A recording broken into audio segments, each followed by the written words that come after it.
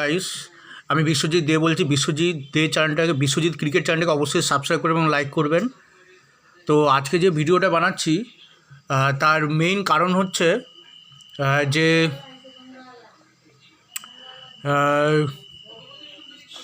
Main তার কারণটা হচ্ছে যে কেকেআর, ঠিক আছে, কেকেআরের টিমটা কেন এরকম হয়ে গেল, কী কারণে, ঠিক আছে। মানে একটা ব্যাটসম্যান পর্যন্ত নেয়নি, ভালো একটা ব্যাটসম্যান নেয়নি, সব নিয়েছে অলরাউন্ডার, ঠিক আছে। তো অলরাউন্ডার নিয়ে এরা কী করেছে, অলরাউন্ডার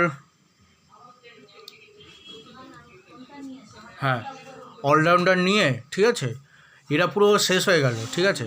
মানে একটা ভালো কোনো ব্যাটসম্যান নেয়নি, না কোনো বিদেশি ভালো ব্যাটসম্যান নিয়েছে, একটাই খালি ভালো ব্যাটসম্যান নিয়েছে বিদেশি, সেটা হচ্ছে ওয়েস্ট ইন্ডিজের প্লেয়ার হচ্ছে রবম্যান পাওয়েল, ঠিক আছে। রবম্যান পাওয়েলকে নিয়েছে, বাকি একটাও ভালো অস্ট্রেলিয়ান মানে সাউথ আফ্রিকান কোনো ব্যাটসম্যান নেয়নি। মার্কো ইয়ানসন একেও নেয়নি, ঠিক আছে। কোনো সাউথ আফ্রিকার অলরাউন্ডার কাউকে নেয়নি, ঠিক আছে। সাউথ আফ্রিকান ভালো ব্যাটসম্যান কাউকে নেয়নি, ঠিক আছে। তারপরে কোনো ব্যাটসম্যানই নেয়নি, ঠিক আছে। খালি ইন্ডিয়ার ওই রঘুবংশী, ঠিক আছে। রঘুবংশী, তার বয়স প্রচুর কম, ঠিক আছে। তার বয়স প্রচুর কম, জানি না কীরকম কী হিটিং এবিলিটি একটু কম, ঠিক আছে। রঘুবংশী একদম রোগা পাতলা প্লেয়ার, অজিঙ্ক্য রাহানের মতো। আবার অজিঙ্ক্য রাহানেকে নিয়েছে, আমার তো বিশ্বাস হচ্ছে না যে অজিঙ্ক্য রাহানেকে কেন নিল কেকেআর, ঠিক আছে। একটা কোনো উপর দিয়ে কোনো হার্ড হিটার কোনো ব্যাটসম্যান নেই ইন্ডিয়ার। মানে ফিলিপ সলকে মিনিমাম 15-16 কোটি টাকা দিয়ে নেওয়া উচিত ছিল, ঠিক আছে। কোনো পাওয়ার হিটার নেয়নি, ঠিক আছে।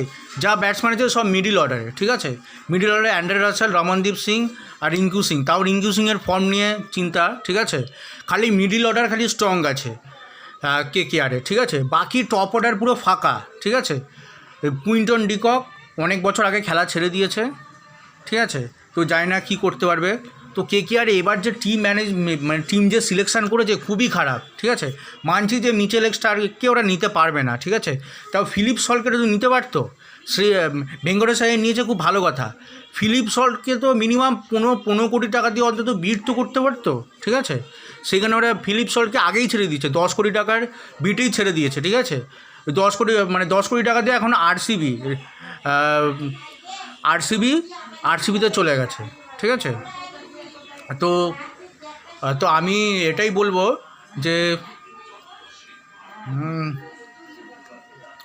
যে যে এখন সবথেকে স্ট্রং টিম হচ্ছে মুম্বাইয়ের লাগছে, ঠিক আছে। আমার সবথেকে স্ট্রং টিম হচ্ছে মুম্বাই আর দিল্লির লাগছে আমার সবথেকে স্ট্রং টিম।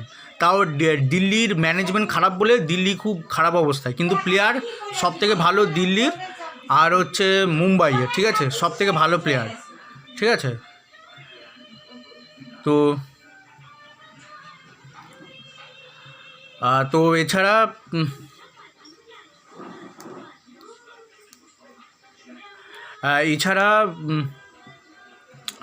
এছাড়া বাকি অন্যান্য টিমগুলো খুব ভালো করেছে, সানরাইজার্সও খুব ভালো করেছে, ঠিক আছে।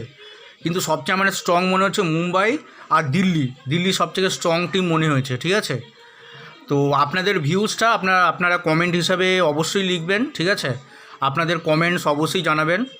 জানি না কেকেআর যে কেন এসব প্লেয়ার নিয়েছে, একটা ভালো কোনো পেস হিটার শাহরুখ খান কিংবা আশুতোষ বা কোনো ভালো কোনো পেস হিটার বা মানে হিটিং প্লেয়ার এইসব কাউকে নিয়েছে কাকে, অজিঙ্ক্য রাহানেকে, ঠিক আছে। আর অজিঙ্ক্য রাহানের বদলে মনীষ পাণ্ডে তো ছিল, ঠিক আছে। যদি উইকেট ওপর থেকে 4টে পড়ে যেত তখন সামলানোর জন্য মনীষ পাণ্ডে ছিল, অজিঙ্ক্য রাহানের কোনো দরকার ছিল না, ঠিক আছে। যাই হোক, অজিঙ্ক্য রাহানে যে কম পয়সা পেয়ে গেছে তাও ঠিক আছে, ঠিক আছে। কিন্তু একটা তো ফিলিপ সল্টকে তো নেওয়া অবশ্যই উচিত ছিল।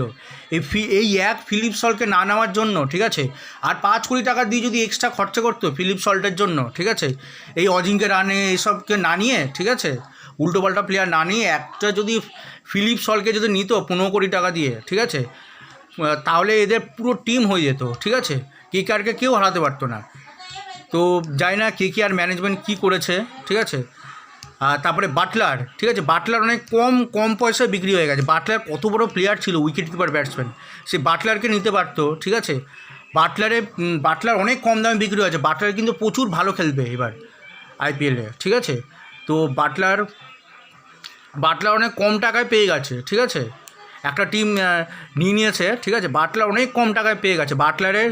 বাটলারের আসল প্রাইস হচ্ছে সব 20 কোটি টাকার উপরে বাটলারের প্রাইস ছিল, ঠিক আছে, জস বাটলারের। সেখানে জস বাটলার অনেক কম পয়সায় পেয়ে গেছে। তো বিশ্বজিৎ ক্রিকেট চ্যানেলটাকে অবশ্যই সাবস্ক্রাইব করবেন, লাইক করবেন, কেমন লাগলো অবশ্যই কমেন্ট করে জানাবেন, ঠিক আছে। আপনাদের কমেন্টের ওপর ভিত্তি করে, ঠিক আছে, আমি আমার ভিউজগুলো দেবো, ঠিক আছে। ধন্যবাদ।